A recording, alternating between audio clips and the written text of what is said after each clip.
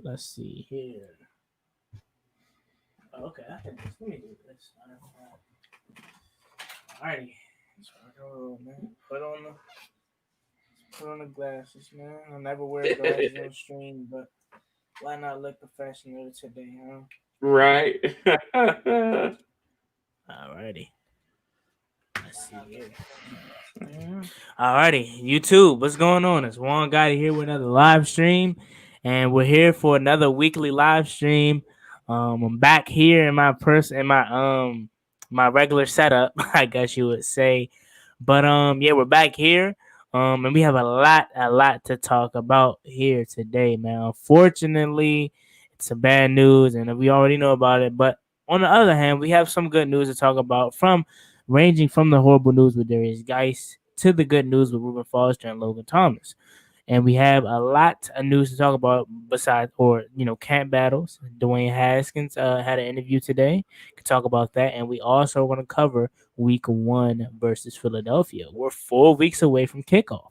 We're literally a month. Literally a month away from Texans versus Chiefs. That is September 10th, and today is August 10th. Right now, if times were normal, the Washington football team would have been played their first preseason game by now. But unfortunately, times isn't normal, and I had to give you guys a little rundown of what's today's schedule. We'll kick it off by talking about Darius Guice, obviously. Then we'll go from that to talking about Reuben Foster to camp battles, and then we're going to talk about the Philadelphia Eagles and Washington football team opening day, September 13th. So without further ado, let's get straight into the live stream. Let my man introduce himself. We already know who he is, but why not? Yo, y'all know who I am. I'm Sanchez 405 from on the Warpath. So come over there and join me, talking skins all the time. As always, I appreciate Juan, you have me on here, buddy, and I am ready to rock and roll.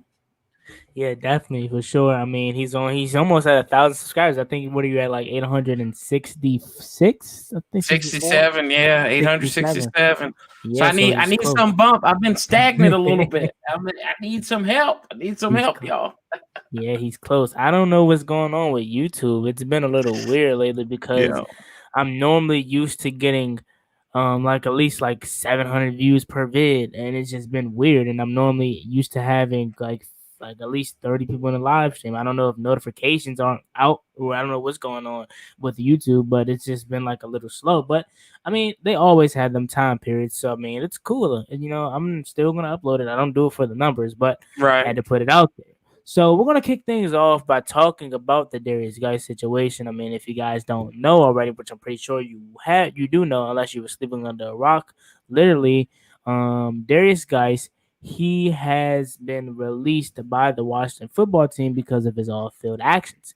All his off-field actions has led him to being released. And if you don't know what happened, he has been, I believe, strangulation. I don't remember, and I think it was domestic violence and battery on 3 separate different occasions. So he has been released with less than, I would say, probably an hour of us finding out. I think it was literally like 20 minutes apart from finding out to him being released.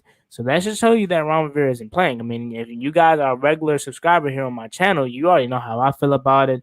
You know, Darius Guice, I really liked him. I really believe that he had some promise. And I really believe that if he could have stayed healthy, he would have been something special for this football team. But unfortunately, his off-field issues stopped him from pursuing that. And yeah, man. So you know how I feel about this. So we're gonna get on the Warpath's part about this. How do you feel about the Darius Guice situation? Well, I'll tell you, like I've told everybody else. Told Skins fan. I told Yemi. I've told you. I thought Darius Guice was in trouble making this roster to begin with. So I didn't think it was going to be in this way. I thought his health was going to, which was going to do him in. But wow, when I heard that, shout out Skins fan, see you down there, buddy. I thought when I was like, wow, he turned himself in And I don't know how the media, they were doing some TMZ like stuff, and they were taking pictures when he turned himself in to get arrested. So I thought that was interesting. But I mean, it sucks at the end of the day. I don't take any celebration in this. This guy's reputation, which was really, he was mild mannered, very playful, like a big kid. That's what a lot of people thought. That's what you and I had talked about before we came on here, with him being very friendly on like Xbox and stuff when he's playing Fortnite, and just how he worked with kids and stuff. And I mean, it stinks. I hate to see this, but he's got some serious charges on him. Talking about like 3 counts of assault and battery, destruction of property, and then that felony of strangulation, which we found out this may stem from March, and where he strangled the young lady. Allegedly, this is all allegedly, not, we don't know if this is true or not, but strangled her to where she was unconscious. I don't think that has a place in football. It doesn't have a place in society.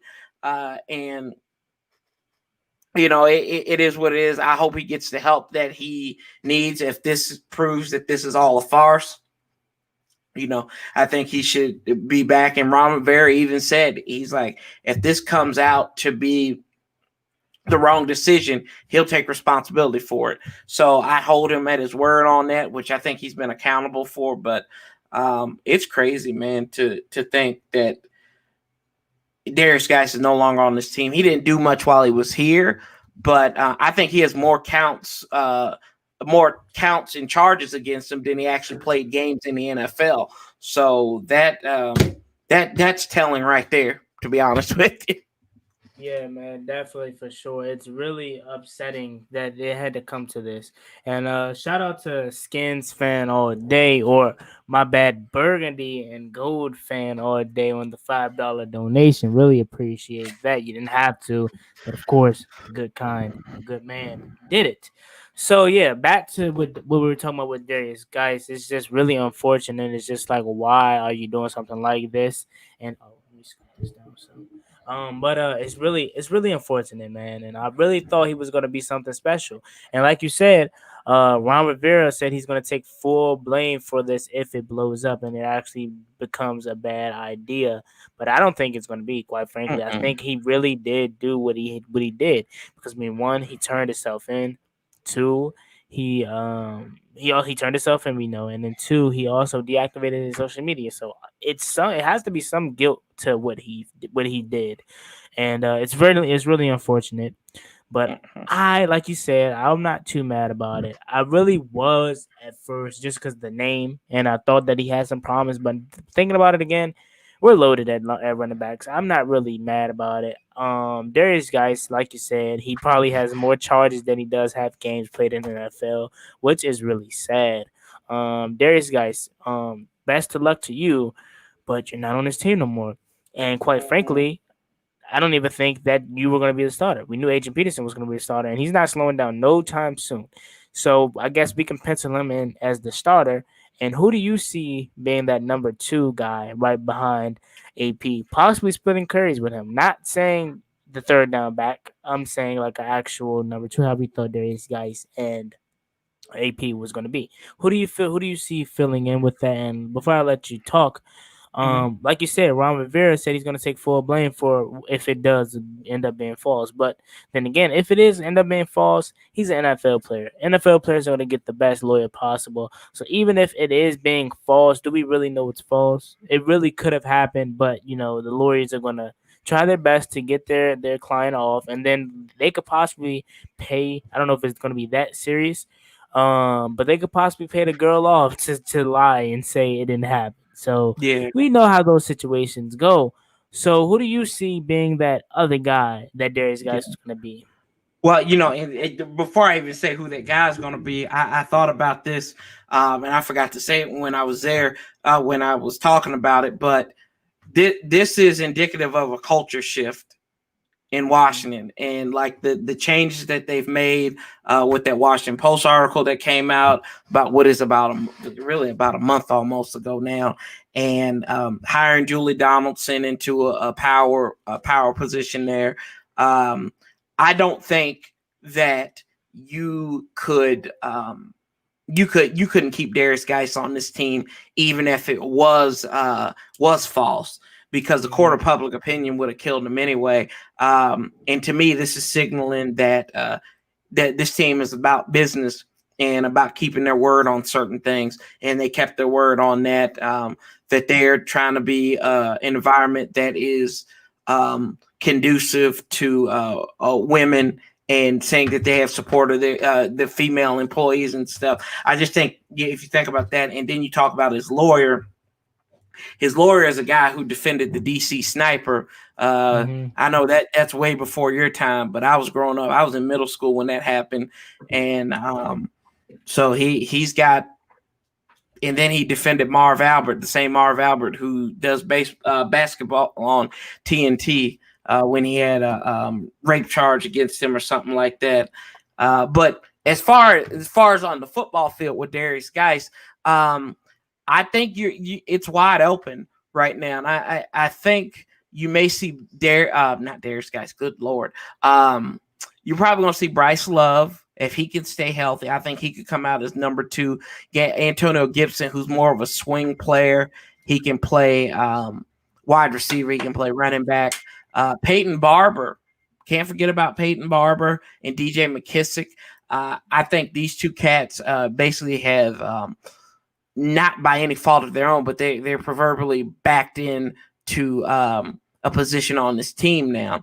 I think they'll probably carry all, what is this? That's 5 running backs. I think they'll probably carry them all going into the regular season, just because you're going to need that.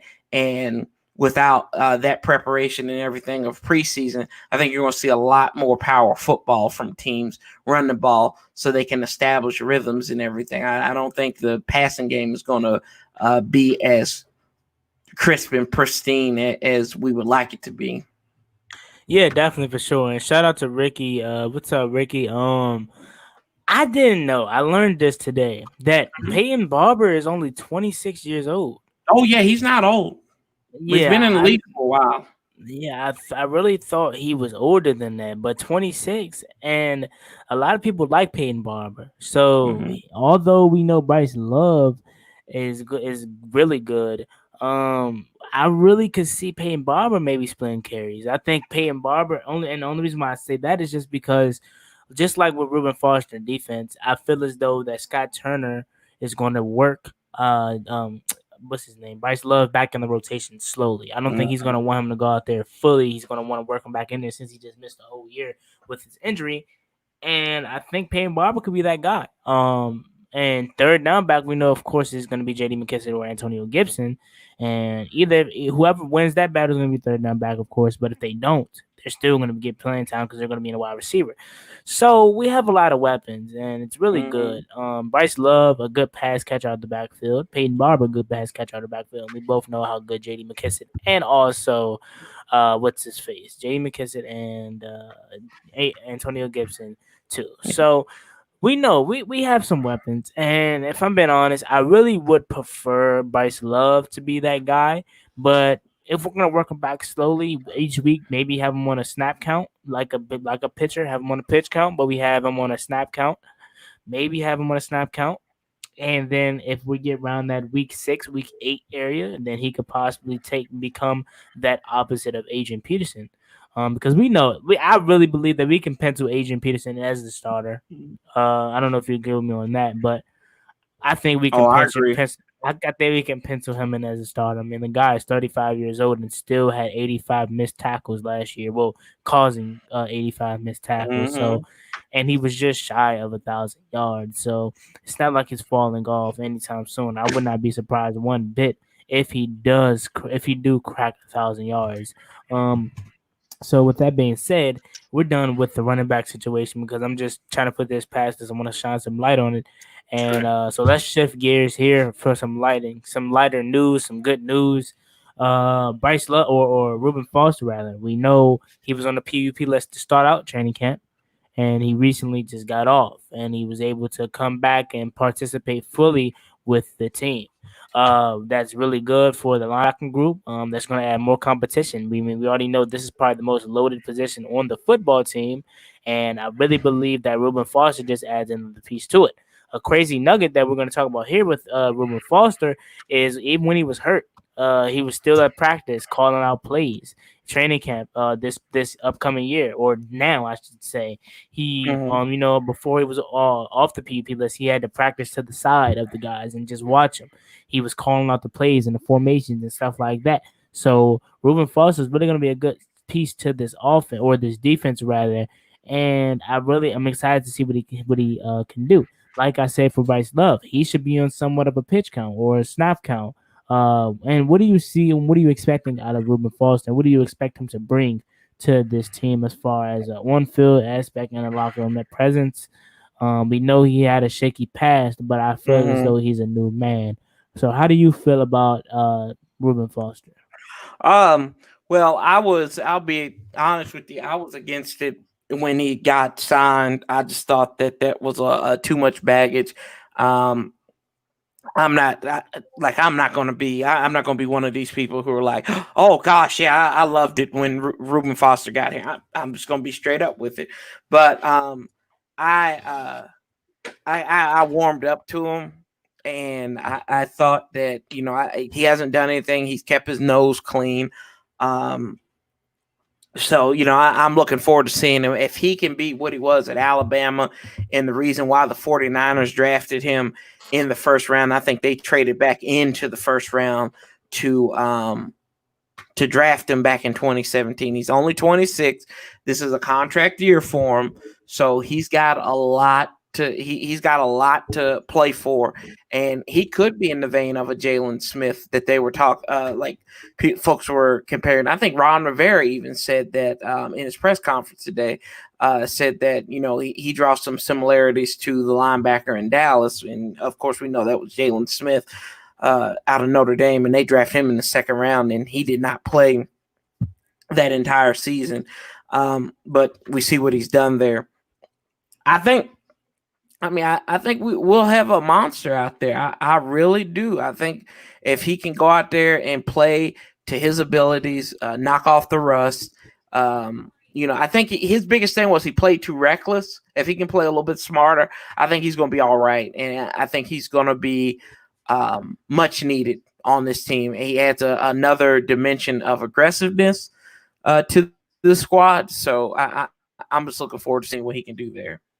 Yeah, definitely for sure. And shout out to my man April. He said speak on the Guice situation. We literally just finished talking Yeah. about Guice, but to quickly sum it up here, we both were on the same page about he had another second round talent wasted. Really good guy as far as on the field play. He just wasn't able to stay healthy, and unfortunately, this ruined it also by the off field stuff. You know what I'm saying? So Mm-hmm. best of luck to Geis, but we have to move forward. And give me a second here, if you don't mind taking over the reins while I go get Oh, the go ahead. charger before the computer actually dies its own setting. So give me 1 Okay. second here.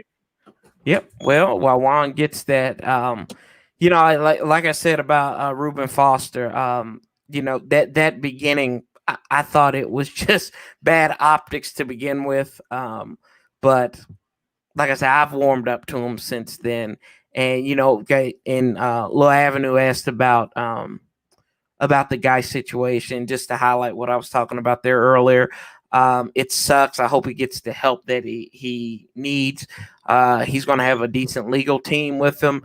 Guy that defended the DC sniper, John Allen Muhammad, and then who's the same guy who defended Marv Albert back in the 90s with his rape case. So Marv Albert's still calling ball games, and John Allen Muhammad was executed a few years ago, so he's 1-1 on that. So I don't know. I would err on the caution of him being towards the Marv Albert side of things and John Allen Muhammad, to be honest with you. But it signals a culture change for Washington, that they are sensitive to the issues presented by their female employees. I'm not saying this young lady was an employee of the team, but the movement that they're trying to do in the pretty much PR related, they're showing that they're about business. But yeah, that's the Cliff Notes version of the Darius Guice situation right there. Got Yeah, tongue tied. definitely. Yeah, Yeah, definitely. And next topic that I want to talk about, you see, we're moving quickly here because yeah. I mean, it's a lot to talk about, so we have to move quick. But Rapid fire, man. Dwayne Haskins had an interview today with Julie Mhm. Donaldson. And first, before we get to that, Julie Donaldson has been doing a great job at what she's been doing, and you see now why she's been brought in as the SVP of media, and hopefully she can bring me on board in a couple years. So we're gonna pray on that. But Yeah, more seriousness. They did have an interview today, and a few things that I want to talk about here with Dwayne Haskins was that he said one thing that I want to talk about, and I was thinking about making this a video, and I'm still in, but he did say, and I quote, "Shout out to Alex Smith. He's been doing great. I'm happy for him. And the QB room is really great with Kyle Allen, Stephen Montez, and Alex Smith. But no disrespect, with all due respect, I feel like I give us the best option or the best chance to compete. So that's one thing that you want to hear from your quarterback. And I just want oh to get yeah. your stance on this. How do you feel about Dwayne Haskins saying something like that? Do you think it was a little too bold or a little bit too big headed, or how do you feel about that? And what I wanted to say was that I like it. I really believe that Dwayne Haskins is finally maturing, and I love this new Dwayne Haskins, and he's going to be something special. Oh, yeah. So with that situation, it's a two-part thing. Um, I don't know how. Oh, first of all, I love it. Don't get me wrong, but I don't see how Alex Smith is going to play football this year. I mean, you think about it. It took Teddy Bridgewater how long to get back onto the field after he hurt his leg? And Teddy was in his early 20s when that happened. Alex Smith is closer to 40 than he is 30. So that I just think it's ludicrous that the media keeps on bringing that up in press conferences, and maybe there's something Ron is trying to do. It might be some reverse psychology, but how can you not want this out of your quarterback to say something like this? If he's got to have, if you want to be the leader of a team, you've got to have this alpha mentality. And we've had a lot of betas in Washington as quarterbacks. We had Jason Campbell, who was like very passive, very soft spoken. I think you take his quiet demeanor, you give it to Dwayne Haskins, but you put a little stink on it, and you've got Dwayne Haskins. I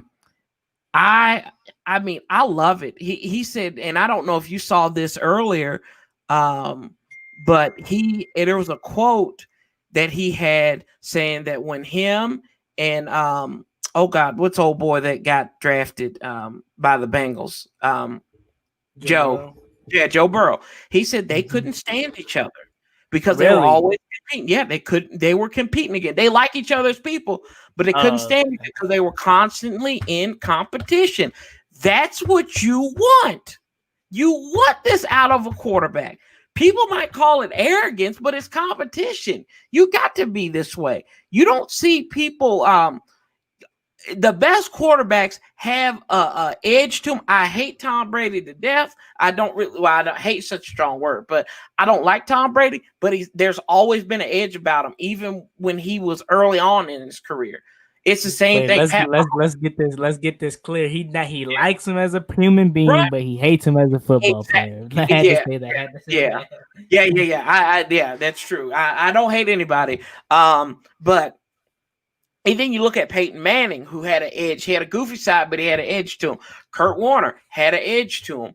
All these great quarterbacks that have been in the NFL in recent years, they've had edges to them. I want my quarterback to have an edge. I'm not going to Dunkin' Donuts looking for a glazed donut.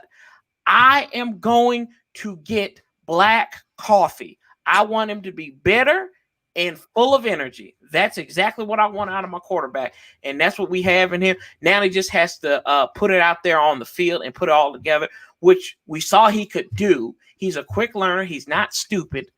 And I say this to everybody: he beat Joe Burrow out in college. Mm-hmm. Yeah, for as great as people think Joe Burrow is, Dwayne Haskins beat him in a competition. There's a reason why Burrow never started at Ohio State. Ask yourself that. like anybody, ask yourself that. Why is it that Joe Burrow had to leave and go to LSU? Because he could never cut it at Ohio State. Yep, he could never cut it. And not to say this is a bad thing, because I think Dwayne Haskins is somewhat of this too.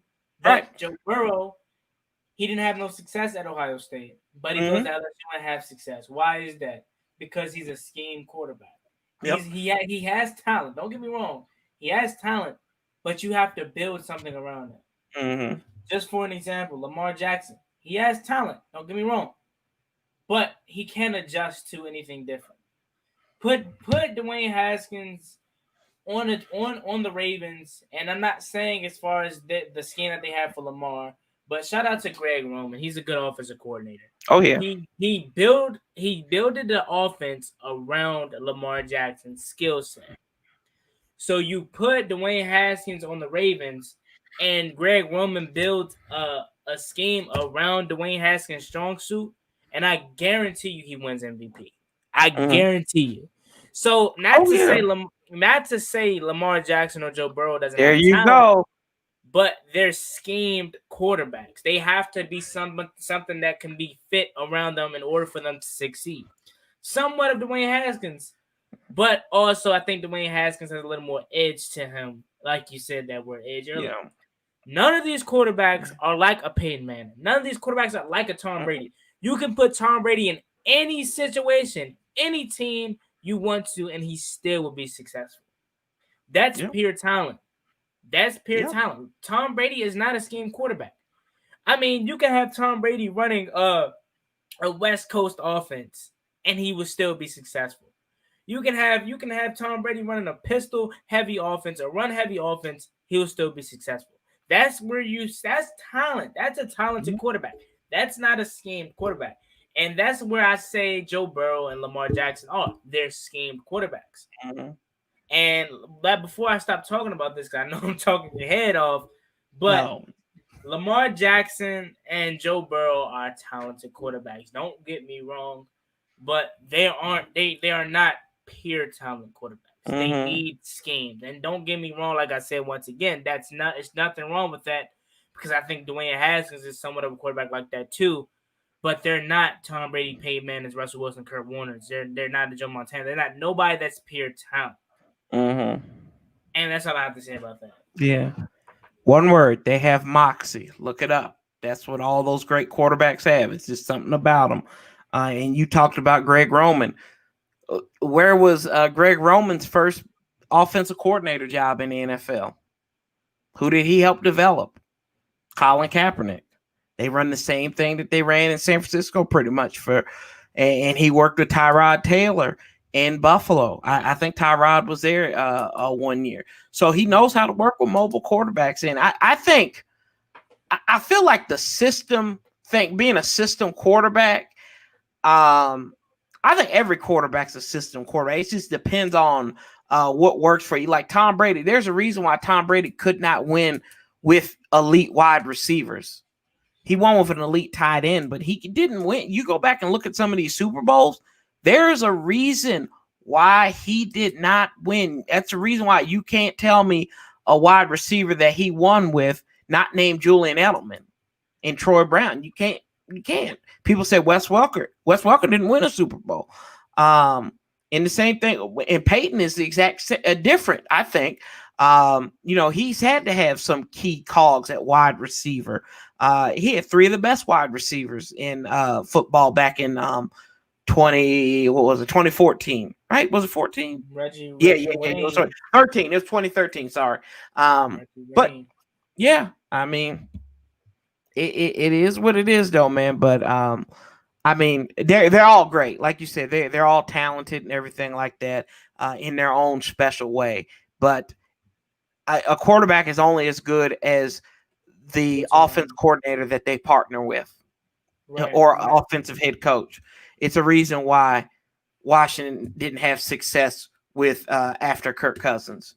It's because Jay Gruden thought that his system worked, and obviously it did not. Exactly. His offense was a schemed offense. His offense didn't fit with every quarterback. And that's what a lot of people gets mistaken. So what I wanted to talk about here was that another person that I wanted to bring up was Matthew Stafford. Matthew Stafford is a pure talented quarterback, in my opinion. He can go into any scheme and be successful. I guarantee you it. It's just that the matter of lack of talent around him is the reason why Matthew Stafford hasn't won an MVP, two, been a top, I would say, have his team in the playoffs. I think they've been to the playoffs 2 times and they both got cheated out of both games. Don't get me wrong. But you put Matthew Stafford on the Ravens, you put Matthew Stafford on the 49ers, you put Matthew Stafford on the Vikings, put Matthew Stafford on the Packers, put Matthew Stafford on the Rams, you put Matthew Stafford on the team that's year in and year out always around that playoff seeding and that playoff clinching. Any team you can think of, they will be in the playoffs. Matthew Stafford will be in the MVP conversation.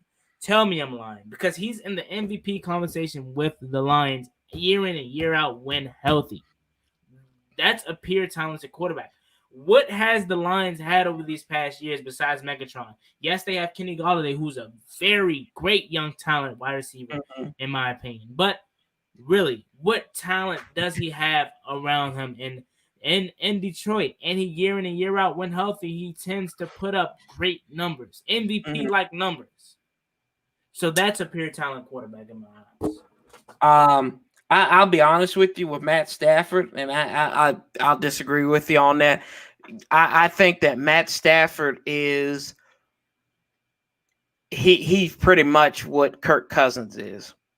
He can throw for a lot of yardage, and but he's just a guy. He's same with Tony Romo. Really, they're just dudes that can throw for a lot of yardage, but have nothing to show with it. You think of those three quarterbacks, they've got maybe a couple of division titles between the three of them, and only 2 playoff wins, 3 at the most. So I mean, and they're overpaid. They're overpaid. Like, I mean, if Matt, the thing about a great quarterback is they can do stuff with less. They can do a lot of things with less. Now, he's fighting for a division title every year in a division that's really hasn't been that good outside of the Packers since he's gotten in the NFL. Maybe the Bears for a couple of years. I don't know. I just can't. I like Matt Stafford. I got family that's from the Detroit area, and they love the Lions. But I don't know, man. I don't know. I can't give him that just yet because I haven't seen enough out of him. He had one 5,000-yard season, and then he can't stay healthy most of the season. So this is where I have to disagree with you. I hear you. That's all right. And the reason why I say that is because Matthew Stafford, you said it, great quarterbacks can perform with less. But I can say that in a way, but also not. And the reason why I say that is just because at least a great quarterback, you can tell me if I'm wrong. A great quarterback always had one good weapon. One good weapon. And Matthew Stafford hasn't had that outside of Megatron. And Megatron retired almost 10 years ago. Almost. And like you said, great quarterbacks can perform with little. But like I said just now, they at least had one talented wide receiver. And like I said, Kenny Golladay is a talented receiver, but come on. Let's be real. Brady at least had Gronk, who's a talented, great tight end, great receiver. Lamar Jackson Mm-hmm. has Mark Andrews, one of the elite tight ends in this game. Patrick Mahomes has Tyreek Hill, Travis Kelsey. Drew Brees has Michael Thomas. Deshaun Watson had DeAndre Hopkins. Um, Chargers has Keenan Allen. So, and what I was talking about Keenan Allen for was when Phillip Rivers was there, obviously. Mm-hmm. Aaron Rodgers have Devontae Adams, Alan Lazar, who's slowly coming along, but I wouldn't call him great. Kurt Warner always had at least one good wide receiver in Torrey Holt. So with me saying that is you can say that they can perform less with a great quarterback can perform less with no receivers, but a great quarterback always had one good receiver. Mm-hmm. And Matthew Stafford hasn't had that. He's always year in and year out have to put this team on his back, and he hasn't been surrounded by good coaching. I mean, if you talk to Lions fans, and I know this is a Redskins or / Washington football show, but this conversation is getting too good. Yeah, I hear you. But Matthew Stafford, and you can ask Lions fans this. Mm-hmm. The Lions has not been surrounded by good coaching. Oh I no. mean, literally, the Lions fans hate Matt Patricia, and that's big reason why Darius Slay left. He said him and Matt Patricia just didn't get along, and Bob Quinn, the front office is just terrible too. So that's another reason why he just hasn't been able to break out that wild card round. But Matthew Stafford is an MVP quarterback. I guarantee you. I guarantee. And shout out to Gerald Williams for the $2.99. I really appreciate it. But let's get more back onto our regular scheduled program with the Washington football team. JC says, have you guys talked about Reuben Foster being activated from the PUP list and his possible impact he'll be for our defense? Yes, we did. And I'll let on the Warpath quickly sum it up for you. But we did already talk about that. Yeah, well, what we said was that we think he's going to come in here and he's going to compete. He's going to be a dog.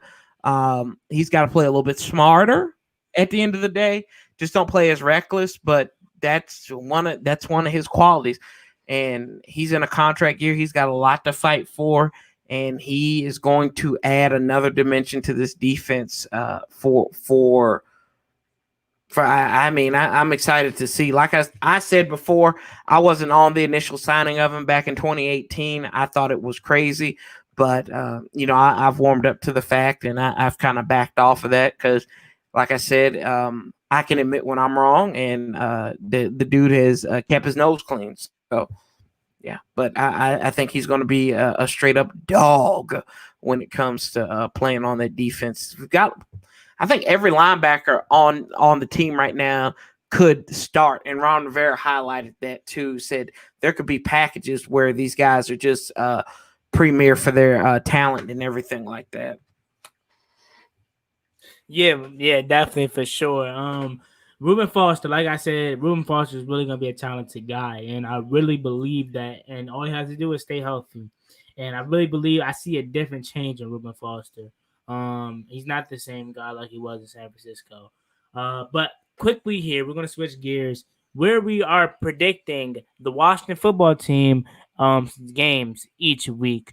So leading up to the season, we will be talking about each game from the week. So this is the first week. I don't think I'm going to finish through the whole season because the season is literally 4 weeks away. So I don't think I'm going to get through every game, but we're going to talk about one game per week leading up to the season. This week is going to be the opener, and we're going to talk about none other than them Dirty Birds, Philadelphia Eagles, week 1. So we're going to give our quick predictions, and we're going to have a strong conversation on whether we disagree or agree about the game and how we tend to see it playing out.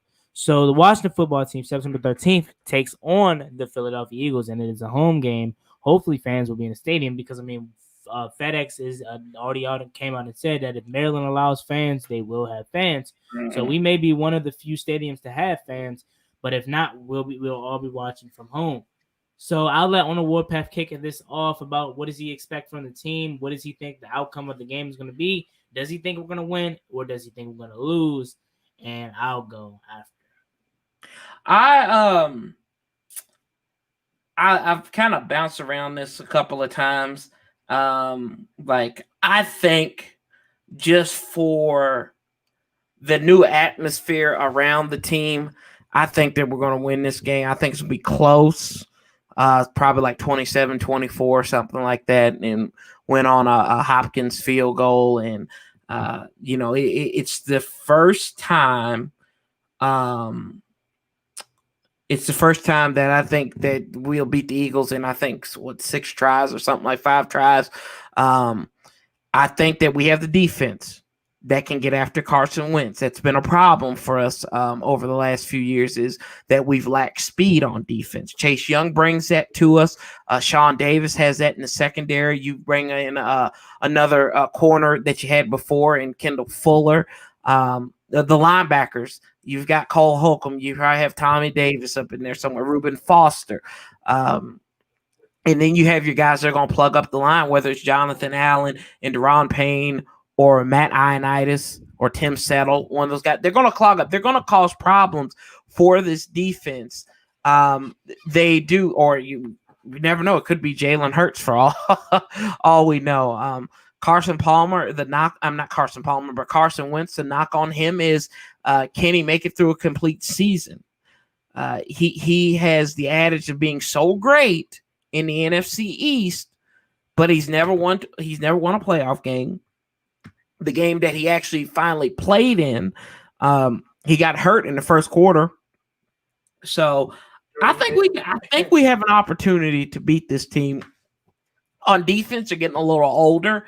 I'm trying to actually pull up their roster here real quick. So they brought in a couple of, like, Darren Sproles is no longer there. Malcolm Jenkins went to New Orleans. So they did add Darius Slay.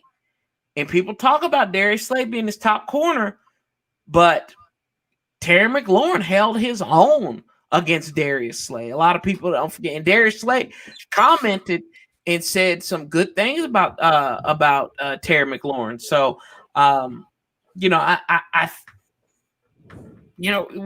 don't know. Like, offensively, you're going to have to run the rock. You're going to have to pound the rock, pound it down the throat, maybe get these Antonio Gibson.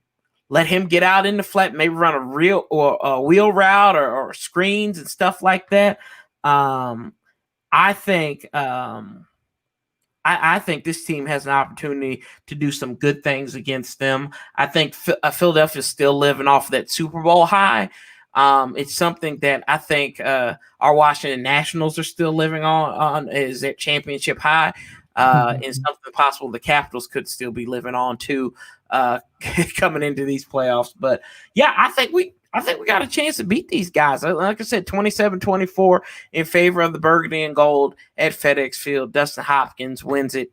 So that's what I'm thinking. I think it'll be a back and forth affair, but I do think that we'll get them in the end. Yeah, definitely, for sure. Once again, he just gave his synopsis, and mine's maybe a little different, but not so much. So with that being said, week 1, we know we played Philly. What we really have to do is, like you said, run the ball. We have to be able to run the ball efficiently. The guys up front is going to have to open up holes for Adrian Peterson, Antonio Gibson, and/or Bryce Love, Peyton Barber, or J.D. McKissick. We don't know yet who's going to make the roster, but we're assuming it's going to be Adrian Peterson as the number 1 back. So we have to open up holes for AP. We know even if holes aren't open up for AP, he's going to hit his little cutback and find his own holes. So we have to run the ball efficiently versus the Philadelphia Eagles. And then on the defensive side, the other attack, we have to contain Carson Wentz. Mm-hmm. Carson Wentz over the years has killed us with his legs and with his arms. I mean, literally last year, he killed us with no wide receivers. No wide receivers. Greg Ward, who are you? Now I know who you are, but before that, who are you? And quite frankly, people are going to say, people are going to say, oh, well, it was Josh Norman. I don't care. Greg Ward, who are you? But we have to do a good job of containing Carson Wentz, because we know how deadly he is. I think he's a top 5 wide receiver or quarterback in the league when healthy. I really do. That's just me. You have to contain Carson Wentz. I know you guys remember this game. I think it was Monday night where we had him swallowed up. Pause. Yep. We had him swindled, and he got out of there. That's what I'm talking about. We have to finish the play. We have to play hard. And I feel as though that this defense is just too nasty up front to where they're not going to let it happen. Montez Sweat, Ryan Kerrigan, Chase Young, Matt Ioannidis, Tim Settle, Deron Payne, Jonathan Allen. We have a lot of guys up front that is not going to let it happen, and Jonathan Allen for sure is not going to let it happen. And then the guys on the edges. We have to take we got to take advantage of their weak left side. Jason Peters is playing left guard. He's old. Got to take advantage of him. Left tackle, they have Andre Dillard. We need Chase Young to whip up on him. So it's just like we have to take advantage of their weak spot. Their defense, atrocious. Outside of Fletcher Cox, who else do they have? Besides Big Play Slay, who really is not so big play to me because, I mean, he literally said Terry McLaurin got him, and the Washington football team, formerly known as the Washington Redskins, got one in Terry McLaurin. So who else do they have? Rasul Douglas. Who else? Brandon Graham, Fletcher Cox, Cravon LeBlanc, Rasul Douglas, Big Play Slay. And I'm trying to think. I don't really know anybody else in your secondary. That's how bad it really is. I mean, you guys got Jalen Reagor, who I'm not going to sleep on. I really think Jalen Reagor is going to be a solid receiver. Hopefully he comes on after he plays us. Hopefully we do a good job to shut him down. But he's really a speedster. Jalen Reagor is really a speedster. He has great hands. But we know TCU isn't really that good at sending guys to the NFL. And trust me and on Warpath know that from firsthand with Josh Dobson. So with that being said, we got to contain their receivers. We got to contain Zach Ertz. I mean, like I said, you got to contain it. You can't stop the bomb from blowing up, but you can do a good job at containing it. We know Zach Ertz is going to kill us. It's just facts. We know Zach Ertz is going to kill us. Unless Sean Dion, our best coveraging linebacker, could stop him. But let's just be more realistic. We got to contain Zach Ertz because we know he's going to get hits. Outside of Zach Ertz, Jalen Reagor, who else do you have? Deshaun Jackson, who's hurt all the time. So, I mean, you have some talent. You have Tim Hightower, who was from Maryland, who they drafted this past draft. So, I guess you have some weapons. And we can't sleep on their running game. Their running game is really good in Miles Sanders. So, they have some weapons. But it's not weapons where we're scared of. We could beat the Philadelphia Eagles. And the reason how we're going to do that is you got to get out of Carson Wentz. We can't let him be comfortable because once he gets comfortable, he's going to kill us. Oh, yeah. So we have to get to Carson Wentz, and we have to play fast. We have to score the ball. We can't keep settling for 3 each and every possession. We can't keep punting the ball each and every possession because we know it takes one possession for a team to get hot. So we cannot play back and forth with these guys because we know Philly owns us and they can get hot just like that. So like I said, the top 3 I have to say, get after Carson Wentz, attack that left side of the offensive line because from Jason Kelce on right, that's an all-pro line. So we have to take advantage of that weak left side. They lost Brandon Brooks, so we have to see how that's going to fare out. But like I said, Jason Kelce, right side on is a great offensive line. One of the best, if not the best, offensive line in all of football. We have to take advantage of that weak line on the left side, that weak secondary. We have to put up points. Terry McLaurin is going to feast on that secondary. We got to have Steven Sims coming in clutch. We got to have Gandy Golden, Dontre Inman make a few jump balls when we need to. We have to get Thaddeus Moss, Logan Thomas involved, and we have to run the ball efficiently. And if we do that also well, I see the Washington football team winning this game 31-21. And I think that we start off the season on a high note. Yeah, no, I think that you got to get after Wentz. It's like let's see here. Like Brian Harden said, Wentz in the rhythm is dangerous. Yeah, I mean, if you let him get comfortable, he will pick you apart, and we've seen it too many times. That last drive that they scored on last season at FedEx, they had him at times. they had Carson Wentz at times.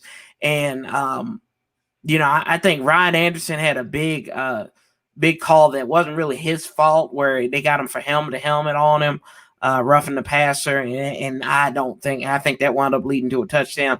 That was not helmet to helmet collision, but that's neither here nor there. But you got to get after him. You just going to have to get after him. If you get the quarterback, how do you kill a snake? You cut it off at the head. If you get the head of the offense out of whack, everything else, the castle will come down and it will crumble. They don't have an elite running back. They've got good running backs: Boston Scott, Miles Sanders, Corey Clement went in there too. But the Eagles, they don't have Lane Johnson is on the COVID list right now. I think Banks or whatever his name is, the guard, he tore his Achilles.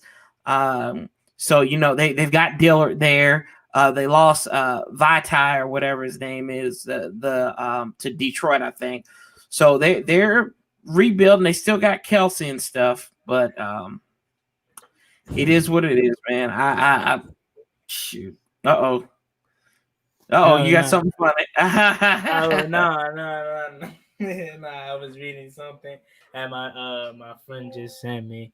But yeah, man, we have to take advantage of that offensive line. Lane Johnson, being on the COVID list, we don't know how long that's going to last. But if they don't have him available, that's really going to be good for us. Although I don't want him to have COVID, I don't wish that on anybody. But if he's not there, we have no choice but to take advantage of it. Montez Sweat, that's your call. You have to get after the quarterback. If we can cave old boy Carson Wentz in, if we can cave him in with Chase Young and Montez Sweat, that just leads for Matt Ioannidis and Deron Payne, John Allen to cave him in up the middle. You cave him in from the outside, he tries to run up. No, sir, you can't go nowhere. So you have no choice but to throw it away. Get that illegal. Get that what is it called? Dang, man, when you're pass not outside the pocket. Nah, when you're not outside the pocket and you try to throw it away. Good Lord, man, my brain. Legal forward pass. Yeah, there's something like that. I think intentional grounding. Intentional grounding. Intentional grounding. You gotta either force them to do that, force them to throw it up, and we're good. You know what I'm saying? You just gotta make him feel uncomfortable as possible. You can't let Carson Wentz get comfortable, like he said, because if Carson Wentz gets fumbled or comfortable, he will kill us. He will kill us. Carson Wentz is literally an elite quarterback when healthy. I think he is top 5. People may beg to differ, but he's right up there with the Patrick Mahomes, Lamar Jacksons, and Russell Wilsons. I mean, let's just be real. After those 3, who else are you going to throw up there? Aaron Rodgers, Drew Brees? I put this late in his career, I put Carson Wentz over Aaron Rodgers. So maybe the list goes Lamar Jackson, Patrick Mahomes, Lamar Jackson, Russell Wilson. Oh, my bad. My personal opinion, Russell Wilson, Lamar Jackson, Patrick Mahomes. Then I will go Drew Brees, and then I will go what's his name? Carson Wentz. That's just me. So that's what we're gonna have to do to beat the Eagles. Anything else you have to say about the Eagles game? What are we gonna have to prevent from getting killed? And what do you think the weakest spot that they might attack? I mean, probably the weakest thing would be your secondary. We have a weak spot at tight end on the offensive line, on the offensive side of the ball. What if they go man to man with these corners? I mean, with these wide receivers on our wide receivers. So, those are a couple of things I think they can exploit. You got to be good. You got to play sound on special teams, though, especially on punt returns and all that good stuff. I don't think we didn't give up anything too terrible last year, but you cannot make self-inflicting wounds. You just can't against the Eagles. If you make a mistake, if unforced errors happen, now I'm not saying like a tip ball or something like that, but if you just like bad snaps and that's one thing. That's the X factor, though. This is going to be their very first game that they're playing. Very first time they get to hit a different opponent. So it will be sloppy. to begin with. That's the one thing. So I think you're going to see a lot of mental errors, but it's going to come down to who can make the least amount of mental errors to win the ball game. Yeah, definitely, for sure. Like you said, self-inflicted wounds. We're talking about false starts, Morgan Moses. We're talking about jumping offside, getting antsy. We're talking about paying attention to the play clock. No fans are going to be in the stands. So hopefully that's what we're thinking. But if it is at FedEx, I want fans. But if more than likely it's not going to be fans, so you have nothing to worry about. We have to attack their secondary. Their secondary is weak, and I really believe that this offense is suited for defenses like this. Honestly, I don't think it's going to happen, but this offense that we're running, vertical passing offense, is looking for the big play. Dwayne Haskins just said it today, is vertical passing offense is where you're looking at a big play, and that's what we're running. This offense is made to put up 40 points a game. Not saying it's going to happen, but don't be surprised if we put up 40 on this defense. This secondary is horrible. No, this is not even the MVP talk. This is not even the MVP talk. This is just knowing. This is just knowing the air Coryell offense and what we're running. Dwayne Haskins literally said it. Vertical passing offense, always looking for the big play. And if you know the history of the air Coryell offense, Don Coryell, the maker of the offense, he literally said it. We went out every play. First play was always a deep ball. First play call was always a deep ball for every single play of the game. If it didn't look like it was going to be open, you switch it up from there. But this offense is made to put up 40 points on defenses. So don't be surprised if we take advantage of that weak secondary and we end up putting 40 points on this team. I don't think it's going to happen, but this is just what that offense is made for. It's made to score the ball. And quite frankly, that's what we have to do to beat this team.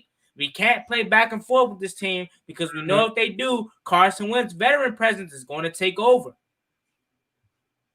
That's all I have to say about that. And I really believe that the Washington football team will come out on top, 31-21, and start off the season week 1. Guys, buckle in. We're 4 weeks away from the season. It's almost here. It's almost here. And like I say, if times were normal, we will be on this stream right now talking about reviewing the first preseason game. But unfortunately, all we have is training camp clips that they post to social media. Times will get better. Washington football team will start off 1-0 against Philly.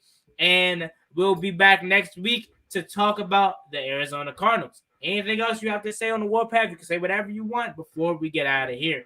Oh no, appreciate it, man. As always a good talk. You know, I know what time it is. I know who's on the tube right now, so gotta get off and watch the Nats. So I'll see you next week, man. Yeah, definitely, for maybe sure. We can score some runs. Maybe, hopefully. I don't think DeGrom is pitching, so we have to take advantage of that because DeGrom is nasty. But anyways, as always, it's been boy One Gotti. Like, comment, subscribe, help to the Washington football team. Me and on the Warpath, we're out. See ya.